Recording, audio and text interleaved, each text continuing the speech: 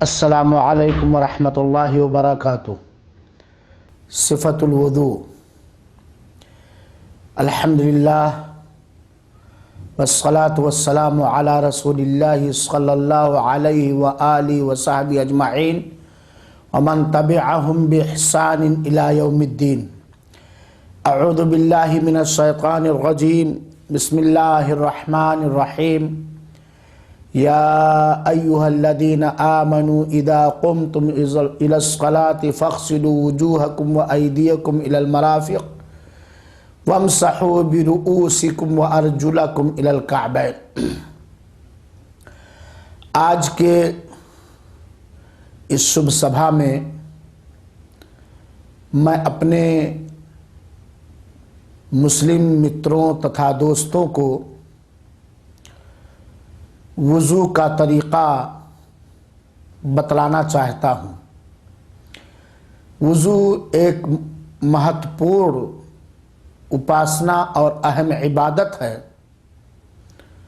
और इबादत उसी प्रकार हमें करनी चाहिए जो इबादत का तरीक़ा ढंग अंतिम संदेशता मोहम्मद सल्लल्लाहु अलैहि वसल्लम ने सिखाया है। क्योंकि कोई भी उपासना, कोई भी इबादत उस वक्त तक स्वीकार नहीं होगी, कबूल नहीं होगी, जब तक कि उसके अंदर दो चीज़ें ना पाई जाएं। पहली चीज़ इखलास, यानी इबादत का लक्ष्य तथा मकसद उद्देश्य केवल अल्लाह को प्रसन्न करना, अल्लाह के लिए करना। दूसरी चीज़ अंतिम संदेशता जनाब मोहम्मद मुस्तफ़ा सल्लल्लाहु अलैहि वसल्लम की पैरवी, आज्ञा पालन, मुताबात। प्रिय मित्रों, वुज़ू एक बहुत ही महत्वपूर्ण और अहम इबादत है और इसके बहुत लाभ हैं। बिना वुज़ू के सलात यानी नमाज कबूल नहीं होगी। नमाज पढ़ने से पहले वुज़ू करना ज़रूरी है, और जब बंदा वुज़ू करता है तो उसके सारे गुनाह, छोटे गुनाह झड़ जाते हैं, छोटे पाप समाप्त हो जाते हैं। इसी प्रकार जो बंदा अल्लाह की इबादत के लिए वुज़ू करेगा, सलात स्थापित करेगा, नमाज कायम करेगा, परले के दिन उसके वुज़ू के अंग चमक रहे होंगे। तो आइए हम सब मिलकर ये सीखें, ये जानें कि नबी करीम सल्लल्लाहु अलैहि वसल्लम ने वुज़ू का क्या तरीक़ा, क्या नियम, क्या विधि बताया है। जब भी कोई मुसलमान सलात स्थापित करने का, नमाज पढ़ने का इरादा करे तो सबसे पहले उसे बिस्मिल्लाह कहना चाहिए, और अगर भूल जाए तो भी कोई बात नहीं है। बिस्मिल्लाह कहने के बाद अपने दोनों हथेलियों को 3 बार धुलना चाहिए। पानी ले, पवित्र पानी, पाक पानी, और अपने दोनों हथेलियों को 3 बार धुले, और उंगलियों का आखिर में खिलाल कर ले, इस तरीके से कि कहीं सूखा स्थान बाकी ना रहे। 3 बार हथेलियों को धुल लेने के बाद 3 बार कुल्ली करें। पानी दाहिने हाथ से मुंह में डाले और पूरे मुंह में पानी को घुमाए इस तरीके से, और फिर पानी फेंक दे। उदाहरण स्वरूप मैंने पानी लिया, मुंह में डाला, करके फेंक दिया। इस तरह 3 बार कुल्ली करें। और कुल्ली करने के बाद 3 बार दाहिने हाथ से नाक में पानी डाले और थोड़ा सा खींचे, और खींचने के बाद बाएं हाथ से इसे साफ कर दे। 3 बार पानी लिया, थोड़ा खींचा और उसे साफ कर दिया। और खींचने में थोड़ा ज़्यादती करें, मुबालगा करें। हाँ, अगर वो रोज़े से है तो पानी को बहुत तेज़ नहीं खींचेगा ताकि नाक के मार्ग से मैदा में न उतर जाए। कुल्ली करने के बाद और नाक में पानी डालकर साफ करने के बाद आदमी अपने चेहरे को 3 बार धुले, और चेहरा का सीमा बाल के उगने के स्थान से लेकर के कान तक और ये ठुड्डी के नीचे का भाग है, ये है चेहरा। पानी ले और 3 बार खूब मल मल करके अपने चेहरे को धुले, ये सब ले करके। और अगर दाढ़ी हल्की है तो नीचे के चमड़े को भिगोने की कोशिश करें, और अगर घनी दाढ़ी है तो पानी लेकर के उसे खिलाल कर ले अच्छे प्रकार। और ये वुज़ू का जो मैं तरीका बता रहा हूँ, महिला और पुरुष, मर्द और औरत दोनों के लिए बता रहा हूँ। चेहरे को धुलने के बाद क्या करें, दाहिने हाथ में पानी ले और बाएं हाथ को कुहनी समेत, इसको कहा जाता कुहनी, कुहनी समेत 3 बार धुले। पानी लिया और खूब मल मल करके पूरे हाथ को कुहनी समेत धुला, 1 बार, इसी तरह 2 बार, इसी तरह 3 बार। क्योंकि अल्लाह ताला ने कुरान में फरमाया है, व ऐदियकुम इलल मराफिक ऐ माअल मराफिक, अपने हाथों को कुहनी समेत धुलो। कुछ लोगों को देखा गया कि यहीं तक धुल लेते हैं और ये सूखा स्थान बाकी रह जाता है, ये सही बात नहीं है। कुहनी समेत 3 बार पहले अपने दाहिने हाथ को धुले और फिर कुहनी समेत अपने बाएं हाथ को 3 बार धुले। हाथ धुल लेने के बाद सर का मसाह करें। सर का मसाह करने का तरीका जो अंतिम संदेशता ने सिखाया है वो यह है कि तर हाथ को, गीले हाथ को अपने बाल के उगने की जगह पर रखें और एकदम गुद्दी तक लेके जाए। ऐसे यहाँ रखा, यहाँ, और एकदम ऐसे गुद्दी तक लेके जाए, ये गुद्दी है, और फिर उसको वही वापस लाए जहाँ पर उसने, जहाँ से वहाँ उसने प्रारंभ किया था, शुरू किया था, यानी पूरे सर का मसा। कुछ लोगों को देखा जाता है ऐसे कर लेते हैं, कुछ लोग चौथा, नहीं, पूरे सर का। अल्लाह ताला ने फरमाया वमसहू बिरुऊसिकुम, अपने सरों का मसाह करो, यानी बाल के उगने की जगह से लेकर के गुद्दी तक ले जाए और फिर गुद्दी से वहीं वापस लाए दोनों हाथों को जहां से शुरू किया था। सर का मसा करने के बाद कान का मसा है। कान के मसे में ये शहादत की उंगली कान में रखें और अंगूठे से, अंगूठे के अंदरूनी भीतरी भाग से कान के ऊपरी हिस्से पर ऐसे घुमाए और जो अंदर वाला हिस्सा है, जो कान के अंदर काग है, उसमें घुमा ले। ये कान का मसा हो गया। और फिर उसके बाद अपने दाहिने पैर को धुले, उंगलियों के हिस्से से लेकर के ये गट्टा समेत यहाँ तक, ज़्यादा से ज़्यादा यहाँ तक धुल सकता है, या गट्टा समेत 3 बार खूब अच्छे प्रकार धुले। और धुलने के बाद ये उंगलियों में ऐसे खिलाल कर ले, और फिर उसके बाद दाहिने पैर को धुलने के बाद बाएं पैर को इसी तरीके से धुल ले। अब ये वुज़ू हो गया।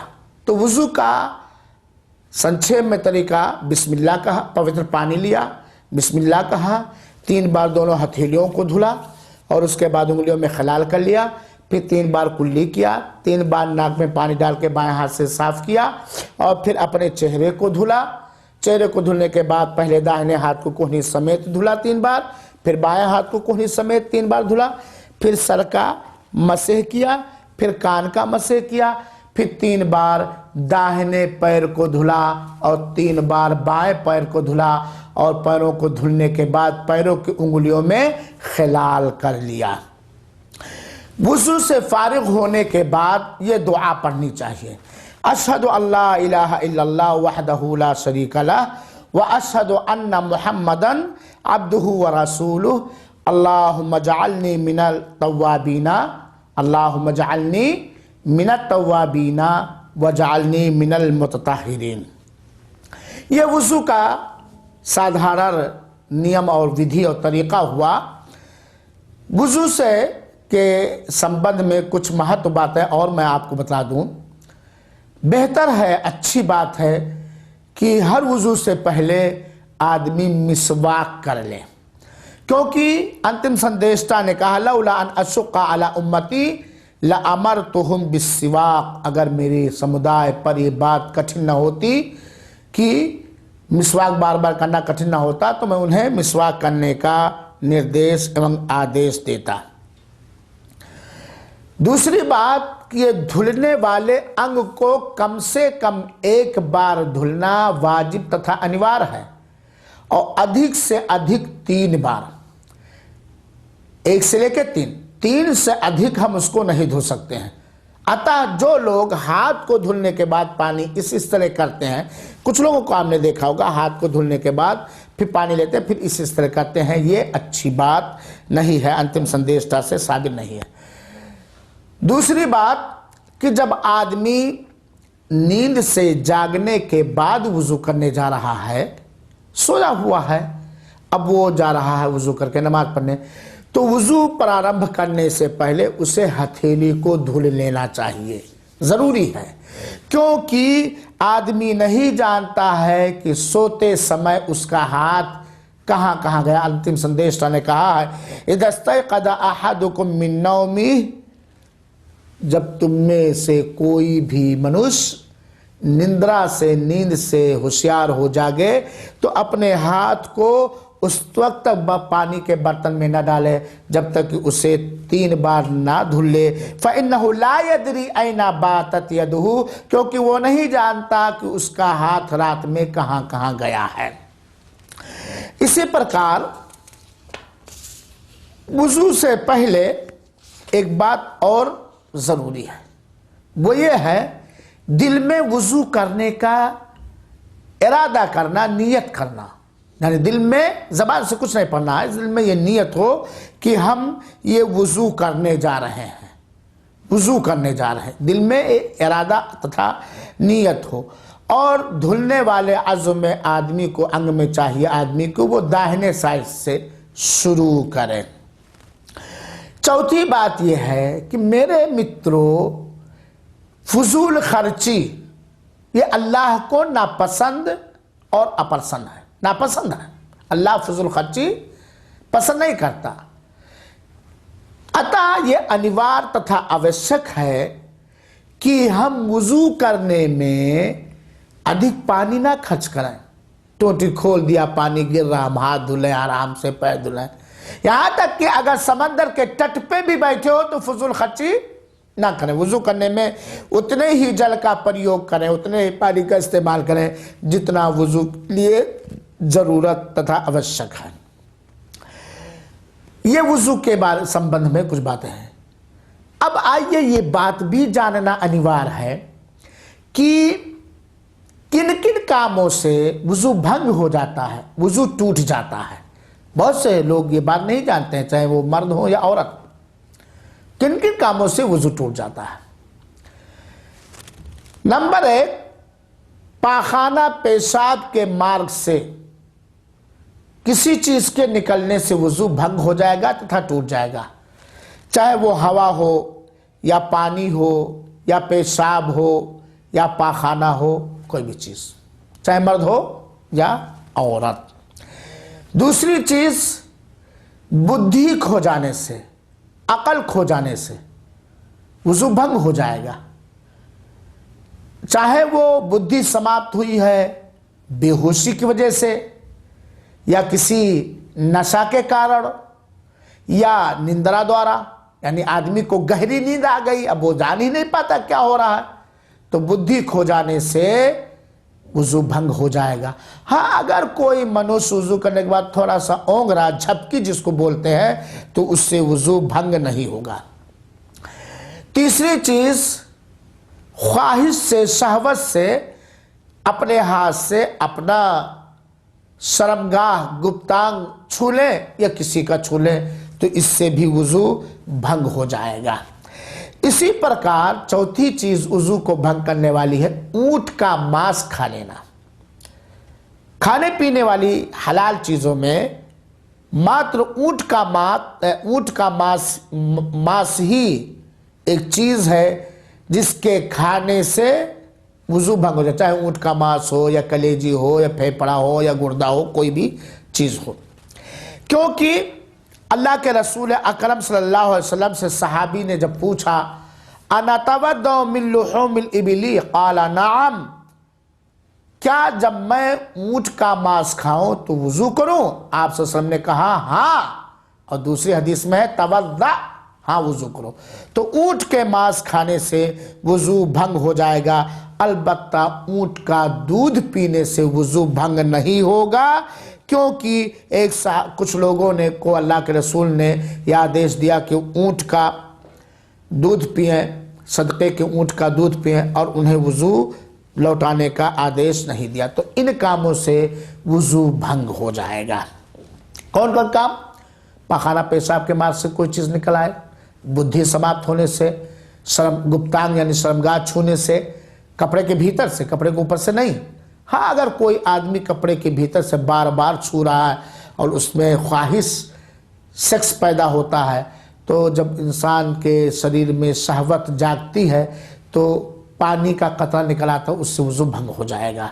और इसी प्रकार ऊंट का मांस खाने से। हाँ, अगर कोई मनुष्य किसी महिला को सेक्स से, ख्वाहिश से, शहवत से छुआ है, तो महिला को छूने के कारण नहीं, शहवत से छूने के समय गुप्तांग से, पेशाब के मार्ग से कुछ जल निकल आता, पानी निकल आता है, तो इस कारण भी वुजू टूट जाएगा और बिना वुजू नमाज नहीं होगा। ये हुआ वुजू के बारे में कुछ महत्व बातें जो मैंने आपके सामने रखना मुनासिब समझा।